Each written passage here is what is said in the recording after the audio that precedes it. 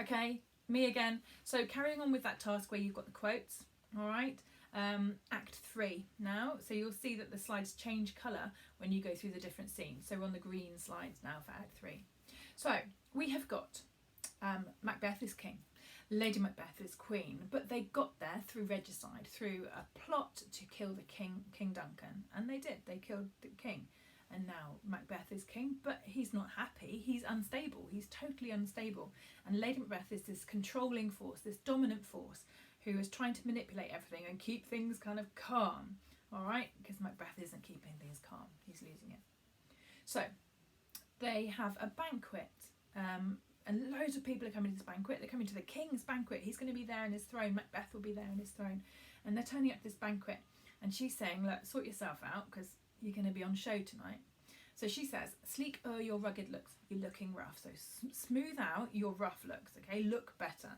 Be bright and jovial amongst your guests tonight, okay? So you have to put on a show, be the innocent flower, look sweet and charming, even if you're the snake underneath it, okay? We know the truth, but you cannot give away your guilt to the people who are going to be there tonight. You have to look like you're in control, all right?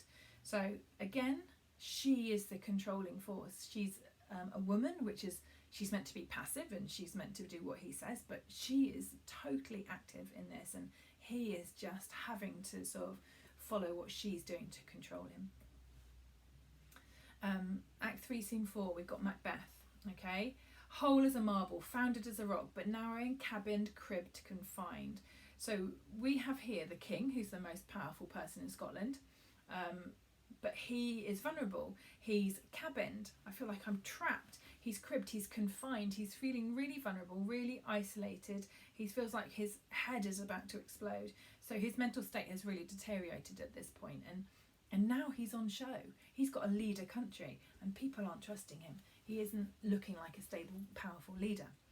Now it's a real shift, because at the very beginning, do you remember, he was just this amazing warrior. He was dignified, and the King Duncan, he loved him so much, he honoured him, and now we've gone from this honourable, noble warrior to someone who is falling apart, really falling apart. Now at the banquet, Macbeth, there's a room full of people, chairs around tables, and a throne at the end where Macbeth is going to sit, and there's an empty seat, and the empty seat is where Banquo, his best friend, would be sitting. But Macbeth has had Banquo murdered, because Banquo is starting to suspect. And so we have an empty seat, and no one knows why it's an empty seat, but Macbeth knows, because he sent the murderers off after him. But when you get to this scene, Macbeth doesn't see an empty seat, he sees a ghost. He's seeing Banquo's ghost sitting at the banquet table with everyone else. And so you see him start to lose it in front of all his guests, all his people in his country, and he's saying, see there, behold, look, lo, how say you, what, why, what care I? And he is seeing this ghost sitting there, and he's going, what is it, can't you all see it? And they're going, no, we're looking at an empty chair. And he's going, no, look, there's a ghost, it's Banquo. So he's confused, he's frightened, he's looking insane in front of his guests. So this sense of power that he had from becoming king, what his ambition was, is now actually totally lost in this confusion. And the sentence structures there are like exclamatives and rhetorical questions, and those short choppy sentences, and so you can see that he's lost his ability to sort of form long, sort of complex sentences. Okay. Act 3, Scene 5, you get a witch. Now we get the witches at different points in this play. Right at the beginning, they curse Macbeth, and then we get them again later on, all right? Because they ramp up the evil at each point. They're enjoying watching Macbeth. It's like a little game. They're sort of playing with a little kitten, and they're just sort of feeding him with little things that are going to make him do the next awful thing, and they sit back and watch, and they're loving it. They're really loving it. Now, at this point in the play, there's another spell, another part of the curse. And it's the bit you might recognise: double, double, toil and trouble, fire, burn and cauldron, bubble. And they put lots of things in this cauldron, in this spell. Eye of newt and toe of frog, and I can't remember all of them, but a scale of dragon, and they put all these things into the pot that you kind of expect to go into a cauldron and a spell for witches. But then you get some awful things, and this is one of the things they put in. A finger of a birth strangled babe, ditch delivered by a drab. So they're getting the finger of a baby that was strangled at birth, a baby that was delivered in a ditch by a prostitute. So the imagery is horrendous. It's really awful there. So this isn't any kind of spell that's just got a little bit of fluff of a puppy in and a bit of a dragon's scale. This has got awful things in. So the shock of the audience hearing this spell would be awful. So we know that the cursing of Macbeth is really ramping up now. Okay, and he's going to go even more unstable. Act 4, Scene 1. Gone on to the orange slides now. So we have got this point where Macbeth now thinks he's totally invincible. He has been back to the witches, and their plot, their next curse, was to make him feel like he can't be killed, that he's got this armour around him, he's totally protected by them. And so actually he's becoming really impulsive and unpredictable. And so they tell him, one, you can't be killed by anyone born of a woman.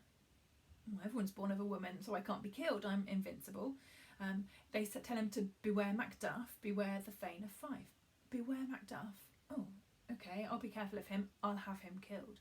All right, they also say to him, you can't be killed until the wood starts to move, till Burnham Wood starts to move.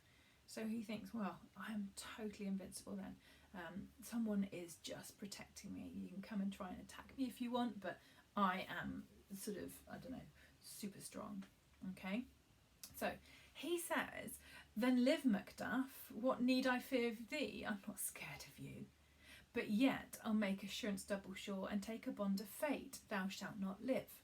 So I'm not scared of you, Macduff, but I'll still have you killed.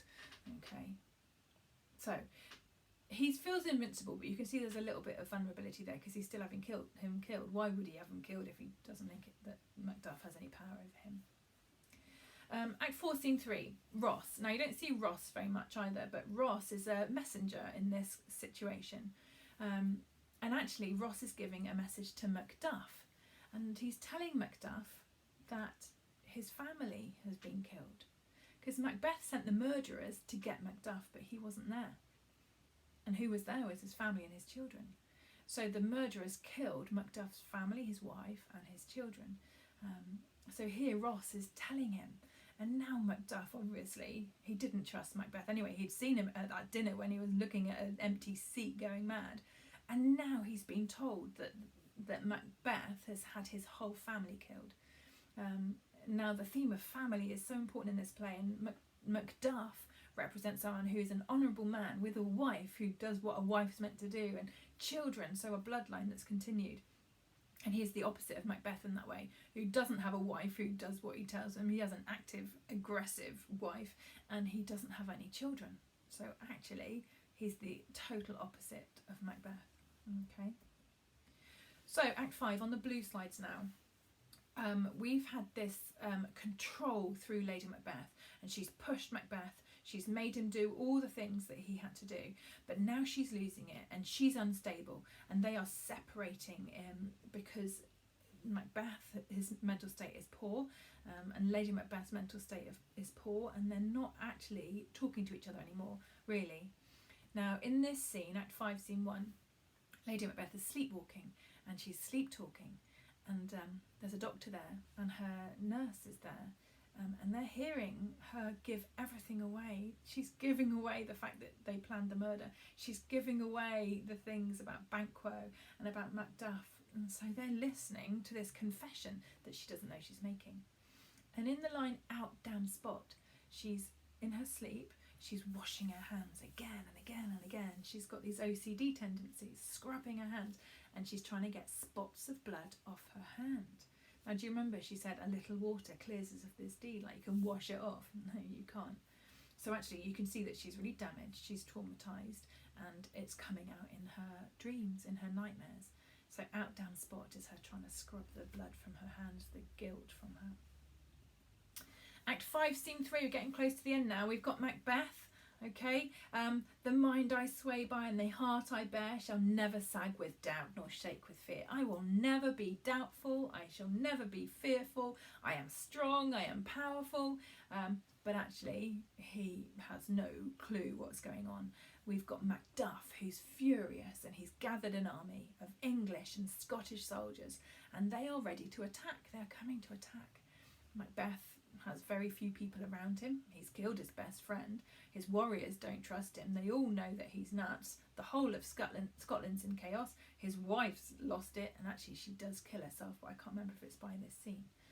So he is there thinking he's invincible, but actually what he is unpredictable, and he's vulnerable because he thinks he can't be killed, and he can.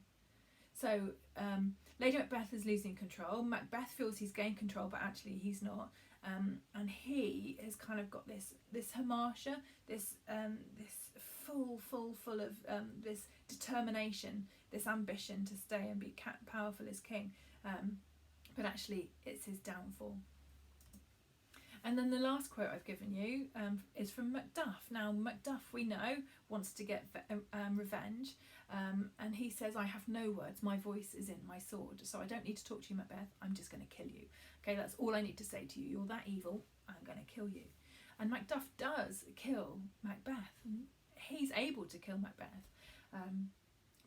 Remember the witches said, you can't be killed by anyone born of a woman. And Macduff was born by caesarean section. And so not in the natural way. And so he is able to kill Macbeth. And maybe anyone could anyway. But they were tricking him. And so Macduff kills Macbeth. There's the end of that. And then the royal bloodline goes back to Duncan's line, and Duncan's son becomes king. And so God chooses the royal bloodline, and the bloodline is now back in power. Okay? So there you go. That's the play in a nutshell in many ways. I hope those quotes make sense, and I hope me talking them through for you helps a little bit. All right, so you know what you need to do. You need to translate, you need to annotate, and that's SQIs, and you need to analyse, which is MQEs. You can illustrate and you can learn them. All right, I'll see you soon. Bye.